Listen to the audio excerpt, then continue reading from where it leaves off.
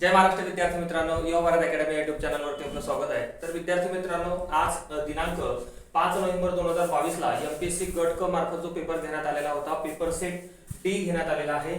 यामध्ये गणित आणि बुद्धिमत्तेवरती जे प्रश्न आलेले आहेत त्यातला आपण पहिला प्रश्न घेत आहोत। बघा, व्यवस्थित आणि शांततेत।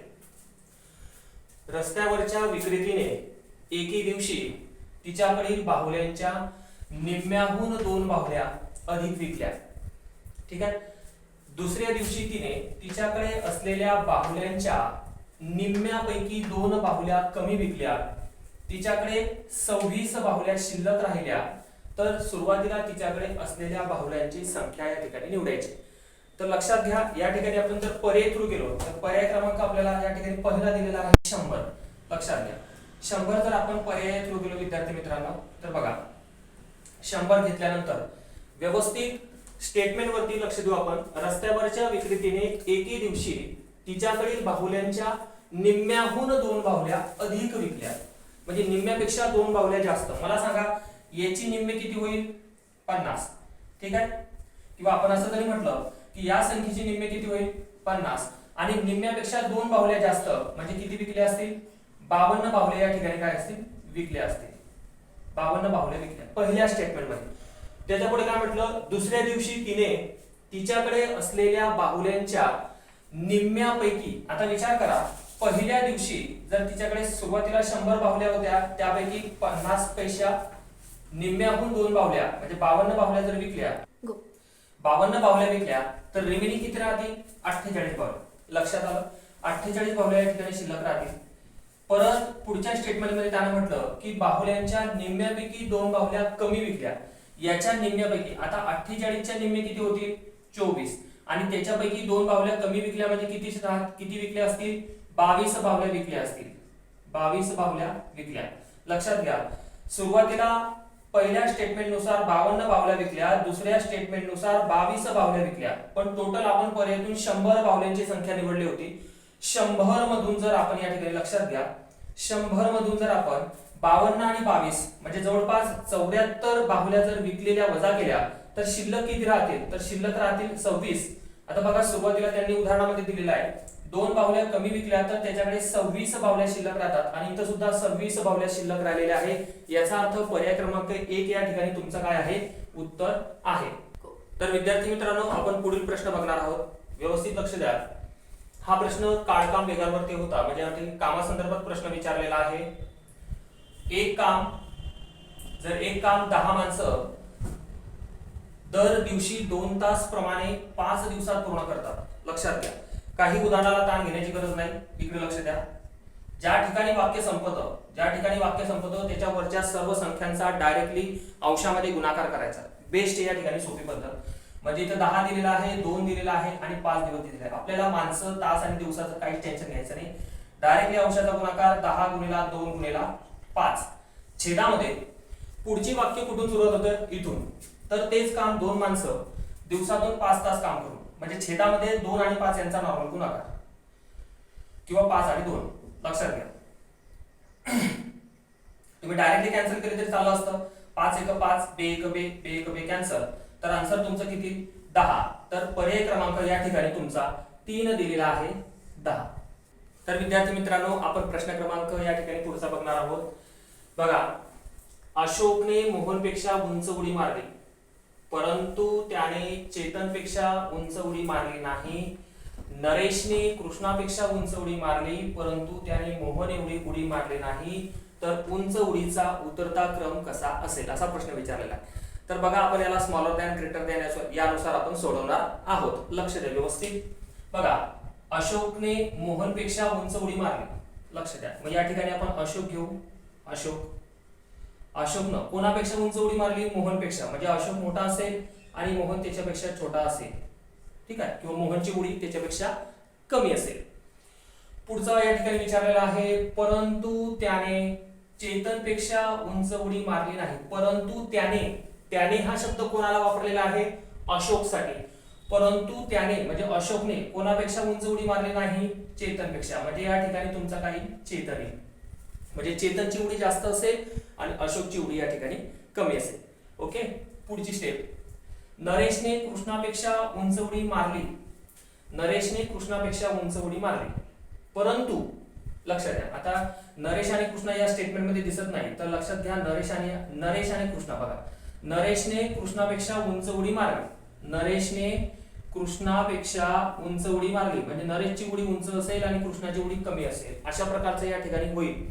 तर पुढे त्याने काय म्हटलं, परंतु त्याने, त्याने म्हणजे कोणी, नरेशने, ठीक आहे, नरेश, परंतु त्याने म्हणजे नरेशने मोहन एवढी उडी मारली नाही, म्हणजे मोहन एवढी उडी जर मारली नाही तर मोहनची उडी मोठी असेल आणि नरेशची उडी त्याच्यापेक्षा लहान असेल. मग हे जसं जसं स्टेटमेंट या ठिकाणी पुढे येईल अशा जसं तशा प्रकारे, ठीक आहे. म्हणजे मोहन मोठा, त्याच्यानंतर अशोक, मोहन, चेतन, अशोक, मोहन, नरेश आणि कृष्णा, अशा प्रकारचं ते स्टेटमेंट आहे. तर बघा आता त्याने काय विचारलं आपल्या पुढे, तर उंच उडीचा उतरता क्रम काय असेल, तर उतरता क्रम म्हटलं ना तर आपण मोठ्यापासूनच खाली जात असतो, ठीक आहे. तर सर्वात मोठा कोण आहे, चेतन, म्हणजे उतरता क्रम हा जसाचा तसा असेल जसा का तुम्ही या ठिकाणी सोडवलेला आहे. तर बघा चेतन, अशोक, मोहन, नरेश आणि कृष्णा, तर पर्याय बघू आपण या ठिकाणी. बघा तुम्हाला चेतन दिलेला आहे तर मोहन हा पर्याय कॅन्सल होईल. बघा चेतन नंतर मोहन आहे, इथं काय अशोक, पर्याय कॅन्सल. चेतन नंतर अशोक आहे, मोहन आहे, नरेश आणि कृष्णा, तर पर्याय क्रमांक 3 या ठिकाणी तुमचा येईल. तर बघा प्रश्न पुढचा या ठिकाणी दिलेला आहे आपल्याला, प्रश्न चिन्हाच्या जागी योग्य पर्याय निवडा, ठीक आहे. तर बघू या ठिकाणी आपण, ही संख्यामालेची सिरीज आहे, याच्यामध्ये सुरुवातीला एक सर्वात महत्वाचं आहे की कोणत्याही संख्या दिलेल्या असेल तर त्यामध्ये सुरुवातीला अंतर बघणं महत्वाची गोष्ट आहे. तर आपण सुरुवातीला अंतर बघू, यातील अंतर किती आहे, 1, ठीक आहे. 33 आणि 37 मधलं अंतर आहे या ठिकाणी 4. त्याप्रकारे 37 आणि 46 मधलं अंतर आहे 9. 46 आणि 62 मधलं अंतर आहे 16. म्हणजे तुमच्या एक लक्षात आलं असेल की जे अंतर आहे, जे अंतर आलेलं आहे ते अंतर कशामध्ये आहे, वर्ग मध्ये आहे, ठीक आहे. म्हणजे हा कोणाचा वर्ग आहे, 2चा वर्ग, हा कोणाचा वर्ग आहे, 3चा वर्ग, हा 4चा वर्ग. मग पुढचा कोणता वर्ग येईल, तर 5चा वर्ग येईल. 5चा वर्ग म्हणजे 5चा वर्ग किती, 25. म्हणजे 62 पुढील जी संख्या आहे ती 25 ऍड करून येईल. म्हणजेच या ठिकाणी 62 अधिक जर 25 केलं तर 6 आणि 5 आणि 2 7 आणि 6 आणि 2 8, म्हणजे तुमचं उत्तर या ठिकाणी येईल 87, की जे पर्याय क्रमांक तुम्हाला 2 मध्ये दिलेलं आहे. तर पुढील प्रश्न बघा विद्यार्थी मित्रांनो, हा प्रश्न सरासरीवरती आहे, लक्षात घ्या. वयाच्या उदाहरणामधील सरासरी हे सोडवताना सर्वात महत्त्वाचं आहे की दिलेल्या व्यक्तींची संख्या किती बघून घ्या, 3 आहे आणि त्यांच्या वयाची सरासरी किती आहे, 60 आहे. सरासरीचं वयाचे उदाहरण असेल तर दिलेल्या व्यक्तींच्या संख्येला सरासरीचा जी संख्या असेल त्यांचा डायरेक्टली गुणाकार करा. म्हणजे 3 व्यक्ती आहे आणि त्यांची सरासरी किती दिली आहे, 60. याचे जर गुणाकार केला तर किती येईल, 180. आलं लक्षात, 180 तिघांच्या वयाची सरासरीची डायरेक्ट गुणाकार केला आपण, 180 आलेला आहे. म्हणून 180 जसे जसे ठेवायचे, त्यांच्या वयाचं गुणोत्तर किती दिलेलं आहे, 2 3 4, ठीक आहे. आणि विचार करा तिघांच्या वयाची बेरीजच 180 असेल, पण तिघांचं वय किती आहे आपल्याला माहिती आहे का, नाही, परंतु तिघांच्या वयांचा रेशो आपल्याला मात्र माहिती आहे. म्हणून इथं जर टोटली सर्वांची बेरीज असेल तर या रेशोची सुद्धा बेरीज करावी लागेल. 4 आणि 3 7, 7 आणि 2 9. जो रेशोची बेरीज आलेली आहे त्या बेरजेने या संख्येला काय करायचं, भागायचं. लक्षात. मग 9 1 9, 9 2 18, 20 संख्या आली तर 20 हे तुमचं उत्तर नाही. 20 ही संख्या काय आहे, कॉमन आहे. आता या 20 या कॉमन संख्येला रेशो किती दिलेला आहे, 2. म्हणून 2 ने गुणायचं, परत 3 ने गुणायचं, परत 4 ने गुणायचं, ठीक आहे. मग तुम्हाला तिघेही व्यक्तीचं वय या ठिकाणी मिळून जाईल. 20 2 40, 20 3 60 आणि 20 चौक 80. आता तिघांचं वय मिळालेलं आहे आपल्याला की पहिला व्यक्ती 40 वर्षाचा असेल, दुसरा 60 वर्षाचा असेल, तिसरा 80 वर्षाचा असेल. परंतु पुढे त्यानं काय विचारलं आपल्याला, सर्वात तरुण आणि सर्वात वयस्कर. आता विचार करा, ज्याचा आकडा कमी असेल तो तरुण असेल आणि ज्याचा आकडा वयाचा मोठा असेल तो वयस्कर असेल. यांच्या वयातील आपल्याला डिफरन्स विचारला, फरक म्हणजे काय आहे, वजाबाकी. मग सर्वात तरुण आणि सर्वात वयस्कर व्यक्तींच्या वयातील फरक जर विचारला तर 80 मधून जर 40 वजा केले तर या ठिकाणी त्यांच्या वयातील फरक किती, 40. म्हणजे तुमचं उत्तर किती असेल, 40. तर आपण पर्यायामध्ये बघू कुठं दिलं आहे तुम्हाला, बघा पर्याय क्रमांक 3 या ठिकाणी दिलेला आहे तुम्हाला 40 वर्ष. तर पुढील प्रश्न बघा विद्यार्थी मित्रांनो, पुढील प्रश्न दिलेला आहे आपल्याला गुणोत्तर प्रमाणावरती प्रश्न आहे. दोन संख्यांचं गुणोत्तर 3:4 या प्रमाणात आहेत व त्यांच्या वर्गांची बेरीज 400 आहे. तर काहीच टेन्शन घ्यायची गरज नाही, डायरेक्ट ऑप्शनकडे पाहायचं आणि तुम्हाला जर वर्ग येत असेल तर नो प्रॉब्लेम, ठीक आहे. आता बघा पहिला जर ऑप्शन घेतला 12, ठीक आहे. आता 12चा वर्ग किती आहे 144. 16चा वर्ग किती आहे 256. ठीक आहे, यांची बेरीज करा. 6 4 10 0 हातचा आलाय, 5 आणि 6 6 4 10 हातचा आलाय, 1 2 3 4 म्हणजे 400 आले. त्यांच्या वर्गांची बेरीज जर 400 आली तर पर्याय क्रमांक काय असेल 1 असेल, की जो तुम्हाला या ठिकाणी दिलेला आहे. ठीक आहे, तर पुढील प्रश्न बघा विद्यार्थी मित्रांनो. हा प्रश्न आहे पर्सेंटेज, शेकडेवारी, नफा तोटा या सर्वांचं इन्व्हॉल्युशन आहे. लक्षात घ्या. नेहाचा पगार 10% कमी केला. आता आपल्याला माहिती होतं का नेहाचा पगार किती आहे, तर नेहमी पर्सेंटेज शेकडेवारीमध्ये या ठिकाणी आपण 100 मानू. ओके, 100 जर या ठिकाणी आपण मानलं तर 10% कमी केला म्हणजे लक्षात घ्या 10% जर कमी केला तर 90/100. परत पुढे बघा 30% वाढवला म्हणजे वस्तूची किंमत जर 100 होती त्याच्या 30% वाढवला म्हणजे 130 होतील. म्हणजे पुढे किती होतील 130/100. ओके, लक्षात घ्या. पर्सेंटेजचे 2 शून्य कॅन्सल, पर्सेंटेजचे 2 शून्य कॅन्सल, या ठिकाणी 0 0 कॅन्सल होतील. हा 0 0 0 या ठिकाणी सर्व शून्य या ठिकाणी कॅन्सल होतील. आता उरेल काय 13 किती होतील 117. मग तुमचं यांचं गुणाकार करून उत्तर किती आलेलं 117. परंतु तुम्ही किंमत किती मानली होती याचा पगार 100 मानलेला होता, म्हणून या 117 मधून मानलेली 100 रुपये किंमत वजा करायची. तर 17 विचार करा 100 रुपये मानले होते आपण किंमत पगार आणि 117 होता आहे. 100 पेक्षा 117 या ठिकाणी म्हणजे 17 न वाढ होते आहे. म्हणजे या ठिकाणी किती टक्के वाढ झाली तर 17% वाढ झाली. तर आपण पर्यायामध्ये बघू विद्यार्थी मित्रांनो, पर्याय दिलेला आहे का ते बघा. पर्याय क्रमांक 1 या ठिकाणी तुम्हाला दिलेला आहे 17. तर विद्यार्थी मित्रांनो आपण प्रश्न क्रमांक या ठिकाणी दिशेसंदर्भातला बघणार आहोत, की जो प्रश्न या ठिकाणी एमपीएससी गट क ला आला होता. तर दिशेसंदर्भातले प्रश्न घेताना सर्वात महत्त्वाचं असं आहे की तुमच्या उजव्या साईडला पूर्व दिशा मांडून घ्यायची, त्यानंतर पश्चिम, वरती उत्तर आणि खाली दक्षिण. अशा प्रकारे दिशा मांडल्यानंतर कोणत्याही दिशेसंदर्भातल्या प्रश्नाची सुरुवात करताना नेहमी सेंटरच्या केंद्रबिंदूपासून सुरुवात करणं गरजेचं आहे.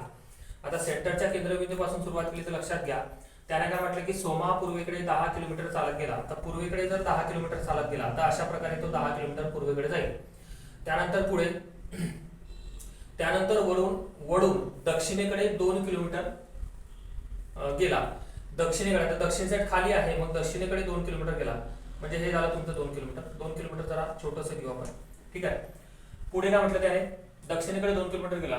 पुन्हा तो पूर्वेकडे, या ठिकाणी पूर्वेकडे आहे. ठीक आहे, पूर्वेकडे 2 किलोमीटर गेला. आता पूर्वेकडे 2 किलोमीटर गेला म्हणजे पूर्व साईडला 2 किलोमीटर. ठीक आहे, आता तो इथं थांबलेला आहे या ठिकाणी. समजतंय? पुढे सेंटरच्या केंद्रबिंदूपासून तो पूर्वेकडे 10 किलोमीटर गेला, त्यानंतर दक्षिणेकडे 2 किलोमीटर गेला आणि पूर्वेकडे 2 किलोमीटर गेला. आता इथं थांबलेला आहे. परत पुढे काय म्हटलं त्याने त्यानंतर वळून 7 किलोमीटर ठीक आहे उत्तर साईडला गेला. 7 किलोमीटर उत्तरेला गेला. आता 7 किलोमीटर उत्तर जर म्हटलं तर हे अशा प्रकारे 7 किलोमीटर राहील तुमचं उत्तर. ठीक आहे, अशा प्रकारचे जे डायग्राम तयार होईल. त्यानंतर पुढे काय म्हटलं त्याने आपल्याला तर त्याच्या सुरुवातीच्या स्थानापासून ते सध्याच्या स्थितीच्या स्थानापर्यंत अंतर किती. आता सुरुवातीच्या स्थानापासून म्हटलेल्या म्हणजे या सुरुवातीच्या स्थानापासून तर हे अंतर तुम्हाला काढायचं आहे. तर या ठिकाणी आपण हे अंतर काढायचं म्हटलं तर याला आपण कर्ण म्हणतो. आणि इथं कोणतीही रेष नाही तर आपल्याला ही जोडावी लागेल. ही जर 2 असेल तर ही किती असेल 2. समोरासमोरील बाजू सारख्या असतात. या ठिकाणी आपल्याला ही रेष या ठिकाणी घ्यावी लागेल. आता पूर्ण अंतर हे काटकोन त्रिकोण तयार झालेला आहे. लक्षात घ्या काटकोन त्रिकोण. कोणतं अंतर याला नाव देऊ आपण ए बी आणि सी. ठीक आहे, हे टोटल अंतर किती होतं आपलं 7. लक्षात घ्या आता आपल्याला कर्ण काढायचा आहे. ए आणि सी मध्ये अंतर काढायचं आहे. तर मला सांगा ए आणि बी पर्यंत हे अंतर किती झालेलं आहे 10 आणि 2 किती झालं 12 किलोमीटर. आता आपलं सूत्र आहे आपलं कर्ण वर्ग बरोबर पहिल्या बाजूचा वर्ग 10 आणि 2 किती होतील 12. 12चा वर्ग किती आहे 144. ठीक आहे, अधिक आता हे अंतर पूर्ण किती होतं 7 किलोमीटरचं अंतर होतं. मला सांगा आता हे किती किलोमीटरचं होतं 2 किलोमीटरचं होतं. मग समोरची बाजू जर 2 किलोमीटरची असेल तर हे सुद्धा किती असेल 2 किलोमीटर. आता या टोटल 7 किलोमीटर मधून जर 2 किलोमीटर गेलं तर इथं किती शिल्लक राहील 5 किलोमीटर. म्हणजे बी आणि सी चं अंतर किती आहे 5. म्हणून दुसऱ्या बाजूचा वर्ग 5चा वर्ग किती होईल 25. आपलं सूत्र असं आहे कर्ण वर्ग बरोबर पहिल्या बाजूचा वर्ग आणि दुसऱ्या बाजूचा वर्ग. पहिल्या बाजूचा वर्ग घेतला दुसऱ्या बाजूचा वर्ग घेतला दोघांची जर बेरीज केली या ठिकाणी तर त्याची बेरीज येते आहे 169. ठीक आहे, आणि 169 हा काय झाला तुमचा कर्ण वर्ग झाला. आपल्याला काय पाहिजे फक्त कर्ण पाहिजे. म्हणजे या 169चं वर्गमूळ घ्यावं लागेल ते म्हणजे किती आहे 13. अशा प्रकारे तुमचं उत्तर येईल 13 किलोमीटर. पण जे पर्याय क्रमांक तुम्हाला 1 मध्ये दिलेलं आहे. तर विद्यार्थी मित्रांनो, आता प्रश्न आपण बघणार आहोत सरळ व्याज आणि चक्रवाढ व्याजावरती. सर्वात महत्त्वाचं असं आहे की तुम्हाला सरळ व्याज आणि चक्रवाढ व्याजाचे सूत्र माहिती असणं आवश्यक आहे. सरळ व्याज म्हणजे सिंप्लिफिकेशन, म्हणजेच काय, सरळ व्याज बरोबर मुद्दल गुणिला दर गुणिला मुदत भागिला 100 हे नॉर्मल सूत्र आहे सरळ व्याजाचं. ठीक आहे. जर तुम्हाला चक्रवाढ व्याज काढायचं असेल तर चक्रवाढ व्याज काढण्यासाठी तुम्हाला या ठिकाणी मी पद्धत सांगतो, लक्षात घ्या. पण सर्वात महत्त्वाचं असं आहे की प्रश्न या ठिकाणी व्यवस्थित वाचून घेऊ. जर एक रक्कम दशादशे 10 दराने 2 वर्षासाठी ठेवली, पण एक रक्कम ठेवली, रक्कम माहिती आहे का नाही, तर माझ्यामध्ये तुम्ही पर्याय थ्रू गेले तर बघा, आपण जर पर्याय क्रमांक जर एक घेतला 75,000, तर लक्षात घ्या, समजा रक्कम जर 75,000 असेल, रक्कम जर 75,000 असेल आणि आपलं सरळ व्याजाचं सूत्र काय आहे, सुरुवातीला आपण सरळ व्याजाला प्राधान्य देऊ, मुद्दल गुणिला दर गुणिला मुदत. आता मुदत जर तुम्हाला 75,000 मिळाली, मग दर किती आहे 10 आणि मुदत किती आहे 2 वर्ष. ठीक आहे. छेदामध्ये किती आहे 100, जे की हे सूत्र तुमच्या या ठिकाणी आहे. अगोदर आपण सरळ व्याज काढून घेऊ. सरळ व्याज काढताना लक्ष द्या की छेदातले 2 शून्य आणि 2 शून्य कॅन्सल होतील. 75, ठीक आहे, 750 गुणिला 10 म्हणजे किती होतील ते 7,500 आणि 7,500 गुणिला 2. ते एक काम करा, तुम्हाला सोपी टेक्निक सांगतो, 75 गुणिला 10 गुणिला 2 अशा प्रकारच्या संख्या राहिलेल्या आहेत. आता नॉर्मल जर गुणाकार करताना लक्ष द्या, इथं तर शून्यच आहे, नो प्रॉब्लेम, शून्य आहे. 75 दुनी किती होतील 150. ठीक आहे, हे 150 लिहिले.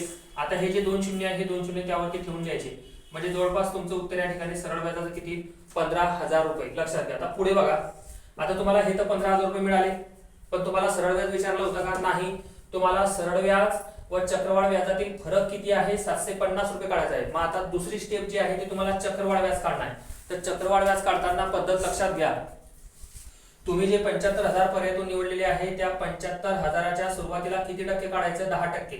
75,000च्या 10% म्हणजे नॉर्मल संख्या किती, एक शून्य कॅन्सल होऊन जाईल, म्हणजे जवळपास तुमची संख्या येईल 7,500. आता 7,500 ही जी रक्कम आहे ही किती वर्षासाठी दिलेली आहे 2 वर्ष, म्हणून पहिल्या वर्षासाठी 7,500. ठीक आहे. आणि तीच रक्कम दुसऱ्या वर्षासाठी किती घ्यायची 7,500. दोघी वर्षासाठी कॉन्स्टंट रक्कम घ्या 7,500. लक्षात घ्या. त्याच्यानंतर पहिल्या वर्षासाठी 7,500 वरती परत 10% व्याज येईल, पण पहिल्यावरती 7,500 वरती जे 10% व्याज येईल ते व्याज आपल्याला पुढच्या वर्षाला द्यावं लागेल. लक्षात घ्या. 7,500च्या 10% जर काढलं तर ते किती येते 750 रुपये. आता बघा, हे जे पहिल्या वर्षाची मुद्दल दुसऱ्या वर्षाची मुद्दल आहे त्याच्यामध्ये जे आलेलं व्याज आहे सर्वांची बेरीज करू आपण. लक्षात घ्या, हे किती होईल तुमचे 0 0 5 5 10 शून्य चला 1 7 7 14 आणि 15 आणि याची जर बेरीज केली तर किती येते 750. या दोघांची जर बेरीज करायचं म्हटलं तर उत्तर येईल आपलं 15,750. आता 15,750 हे तुमचं काय झालं चक्रवाढ व्याज झालेलं आहे. लक्षात घ्या. म्हणजे सरळ व्याज तुमचं 15,000 आलं, चक्रवाढ व्याज तुमचं 15,750 आलं आणि त्याने विचारलं की सरळ व्याज व चक्रवाढ व्याजातील फरक विचारलेला आहे, किती आहे तो 750. मग फरक विचारला म्हणजे वजाबाकी. मग चक्रवाढ व्याजातून जर आपण या ठिकाणी 15,000 वजा केले तर लक्षात घ्या 15,700 मधून जर 15,000 गेले तर किती शिल्लक राहत आहे 750. 750 तुमच्या या ठिकाणी शिल्लक राहत आहे की जे तुम्हाला उदाहरणामध्ये दिलेले होते 750. आलं लक्षात. म्हणजे अशा प्रकारे तुम्हाला स्टेप बाय स्टेप ऑप्शनचा सहारा घेऊन या ठिकाणी उदाहरण तुम्ही व्यवस्थित प्रकारे सोडवू शकता. म्हणजे तुमचं उत्तर काय 75,000 रुपये. तर विद्यार्थी मित्रांनो, सर्वात शेवटचा प्रश्न या ठिकाणी आपण बघणार आहोत की हा प्रश्न तुम्हाला या ठिकाणी बेरीज वजाबाकीवरती आहे, पण जरा संदिग्ध अवस्थेमध्ये प्रश्न दिलेला आहे. तर बघून घ्या, आपण आपल्या प्रकारे सॉल्व्ह करण्याचा प्रयत्न करू. आता 1/856 गुणिला 592 म्हणजे अंशामध्ये एकच संख्या आहे, छेदामध्ये 2 संख्या आहेत. मग आपण त्यांना डायव्हर्ट करू. या ठिकाणी आपण त्याला व्यवस्थित सोल्युशन करू. लक्षात घ्या, स्पेशल एकच संख्या घेऊ आपण छेदामध्ये 856. लक्षात. त्याच्यानंतर पुढची संख्या आता प्लस आहे तर दोघांना सुद्धा प्लस फॉलो करेल, प्लस परत 1/592. लक्षात. अशी 2 संख्या आपण अलग अलग प्रकारे डायव्हर्ट केली. प्लस आता पुढची संख्या आहे 1/856 प्लस 1/264. माझं म्हणणं समजून घ्या, आपण ही जी संख्या एकत्र होती त्याला 2 प्रकारे डायव्हर्ट केलं, म्हणजे विभागणी केली. ही संख्या 1 होती तिला 2 प्रकारे आपण विभागणी केली. पुढे चिन्ह कोणतं आहे मायनस, परत 1/592 मायनस 1/264. ठीक आहे. अशा प्रकारे, कारण की हे दोघी संख्या मायनस मधल्या होत्या म्हणून प्रत्येकाला मायनस मानतो. आता या ठिकाणी बघा, सगळं व्यवस्थित केल्यानंतर आता पुढे आपल्याला या ठिकाणी संख्या कॅन्सल करायच्या आहेत. तुम्हाला माहिती असेल संख्या प्लस आणि मायनस एकमेकांच्या अपोजिट असेल आणि सारखी असेल तर ती कॅन्सल होते. ओके, आता बघा लक्ष द्या, आपण कॅन्सल करायचा प्रयत्न करू. ठीक आहे, आता -1/592, ठीक आहे, 592 वजा 1/592 आणि अधिक 1/592 कॅन्सल. पुढे लक्षात घ्या, वजा 1/264 अधिक 1/264 कॅन्सल. समजते आहे, ज्या संख्या एकमेकांच्या सारख्या आणि अपोजिट चिन्हाच्या असतील त्या कॅन्सल झाल्या. मग आता राहिलं काय, तर बघू आपण राहिलं काय, तर संख्या ही आणि ही राहिलेली आहे, म्हणजे 1/856 अधिक 1/856. आलं लक्षात. तर बघा आता पाया जर समान असेल तर अंशाची बेरीज होते. आलं लक्षात. मग पाया समान आहे म्हणजे किती आहे 2. पाया समान असेल तर अंशाची बेरीज, आणि पाया समान आहे म्हणून त्याच्याऐवजी आपण कॉमन संख्या घेतली 856. लक्षात घ्या. आता सेमी फायनल लक्षात घ्या, भागाकार या ठिकाणी आपण सोडवण्याचा प्रयत्न करू. आता 856 ही मोठी संख्या आहे, 2 ला भाग जात नाही. अशा वेळेस जर मी इथे एक शून्य वाढवला तर उत्तराची सुरुवात 0 पॉइंट पासून होईल. ओके, पण तरी सुद्धा भाग जात नाही, तरी सुद्धा एक शून्य वाढवावं लागेल, परत एक शून्य वाढवावं लागेल. तरी 856 200 ला भाग जात नाही, परत शून्य वाढवला, परत इथे एक शून्य वाढेल. म्हणजे सांगायची गोष्ट 0.00 इथून उत्तराला सुरुवात होण्याची शक्यता आहे. तर आता आपल्याला 2000 ही संख्या मिळालेली आहे. आता आपण पूर्ण व्यवस्थित सोडून बघू. 856 या संख्येने 2000 ला भाग द्यायचा आहे. कसं आलं लक्षात घ्या, इथं सुरुवातीला 2च होते, इथं जर मी एक्स्ट्राचा शून्य वाढवला तर उत्तराची सुरुवात 0 पॉइंट पासून होईल. परत शून्य वाढवला, परत इथं शून्य होईल, परत शून्य वाढवला, परत या ठिकाणी शून्य होईल. आता लक्षात घ्या, 856 गुणिला जर 2 केला आपण तर 856 गुणिला 2. लक्षात घ्या, 6 दुनी 1200 2 हातचा आला 1, 5 दुनी 10 आणि 11 हातचा आला 1, 8 दुनी 16 आणि 1 17. 1712 संख्या येते की जी 2000च्या आतली संख्या आहे. म्हणून आपण एक काम करू, म्हणजे 2 न भाग गेला की तुम्हाला, ठीक आहे, 2 न भाग गेलेला आहे 1712. मग 2000तून जर तुम्ही 1712 वजा करता आहे तर किती शिल्लक राहतील 10. 10तनं 2 गेल्यानंतर 8, हातचा परत वापस जाईल, परत इथे 10 होतील, 10तनं 2 गेल्यानंतर 8, परत हातचा वापस, परत 10, 10तनं हे 8 गेल्यानंतर परत किती 2, हातचा म्हणजे 288 शिल्लक राहते तुमची वजाबाकी केली तर. ठीक आहे, 288. मग 288 राहिलेले आहे, त्यावरती जर आपण अजून एक शून्य वाढवला, अजून जर या 288 वरती एक शून्य वाढवला तर उत्तर किती येते तुमचं 2880 येते आहे. ठीक आहे, तर माझं असं म्हणणं आहे 2880 आहे, 856 आहे, जवळपास 856 म्हणजे एक काम करा तुम्ही 900 जर धरला आपण, 850 जर धरलं तर 850च्या दुप्पट 1700 होतील. आणि 1700 म्हणजे माझ्या मते जरी तुम्ही 856 ला जर का 3 ने गुणण्याचा प्रयत्न कराल तर 3 18 कॅरी 1, 5 3 15 1 16 हातचा आला 1 8 24 आणि 1 25, म्हणजे जवळपास 25 68 हे 2880 च्या जवळ जात आहे. म्हणजे कितीना भाग जातो आहे 3 न. पण माझं बऱ्याच विद्यार्थ्यांना प्रॉब्लेम असा असेल की सर पॉइंट नंतर फक्त 2च जे स्थळ असतात त्यांना महत्त्व असते. ठीक आहे, पॉइंट नंतरचे जे 2 स्थळ असतात त्यांना किंमत असते, पॉइंट नंतरच्या बाकीच्या स्थळांना किंमत नाही. किंवा दशांश स्थळानंतर फक्त 2च घरं महत्त्वाचे आहे, बाकीच्या घरांना किंमत नाही. म्हणजे 0.00 म्हणणं म्हणजेच 0. ठीक आहे, तर उत्तर 3 येण्याची शक्यता आहे. उत्तर 3 म्हणजे 0. आता शेवटी आयोगावरती डिपेंड आहे की आयोगाच्या आन्सर की वरती या ठिकाणी आपण बघू. तर विद्यार्थी मित्रांनो, तुम्हाला अशाच प्रकारचे गणित आणि बुद्धिमत्तेचे लेक्चर पाहिजे असतील तर युवा भारत अकॅडमी या YouTube चॅनलला सबस्क्राइब करा, शेअर करा आणि लाईक करा. तर विद्यार्थी मित्रांनो, संघर्ष पोलीस भरतीची सिरीज आपण चालू केलेली आहे. त्याचे 2 दिवस गॅप पडलेला आहे, कारण आपल्या विद्यार्थ्यांचा MPSC गट कसा पेपर असल्यामुळे त्यांचं रिव्हिजन मॅथ आणि रिझनिंगचं चालू होतं, त्याच्यामुळे आपले लेक्चर झालेले नाही. आता पुढील लेक्चर आपले कंटिन्यू येतील, त्यासाठी तुम्ही या ठिकाणी बेल आयकॉनला क्लिक करून ठेवा.